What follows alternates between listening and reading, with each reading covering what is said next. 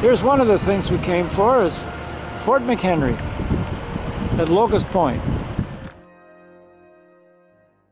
Fort McHenry is situated on a peninsula south and east of Baltimore and the Inner Harbor.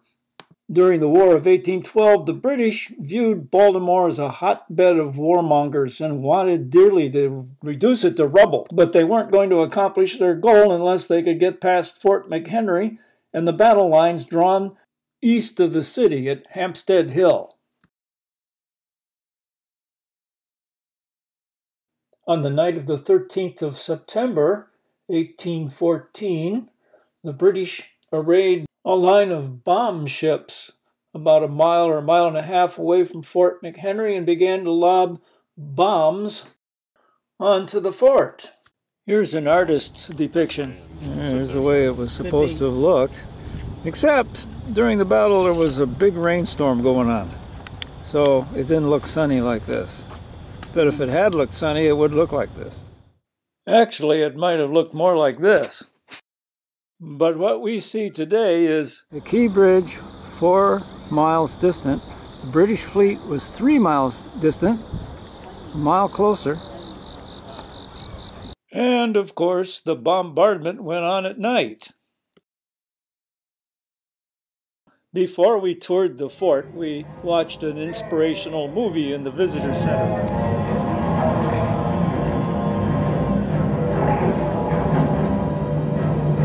With the enemy in their sights, the men awaited the inevitable, a bombardment from the world's most formidable navy.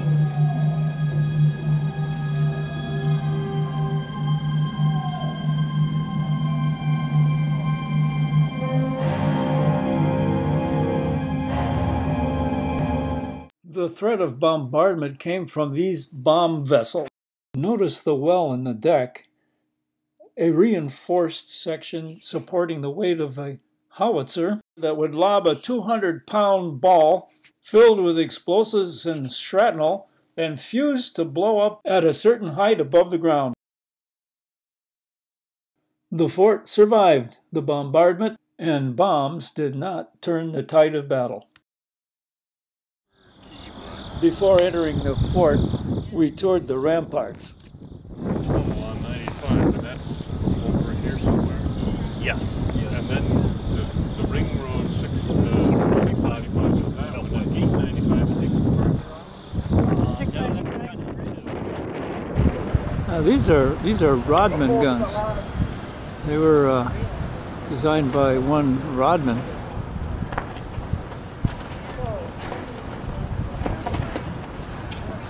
And I believe this does not date back to the War of 1812, but it's a Civil War armament.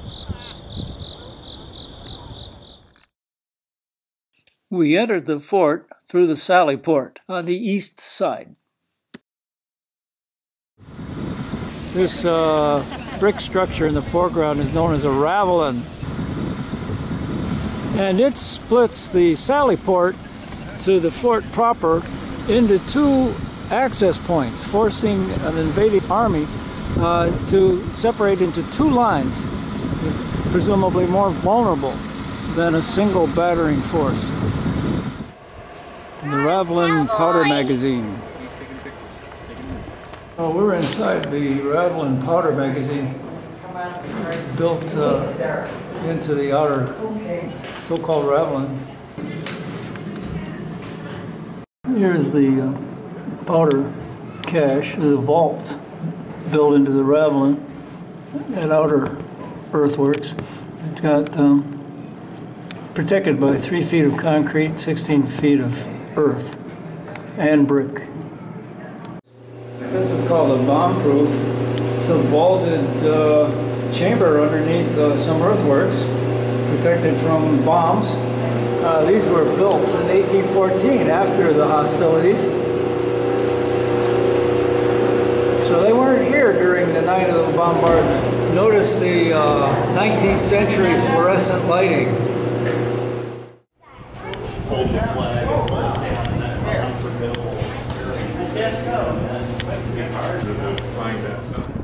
Here's the garrison.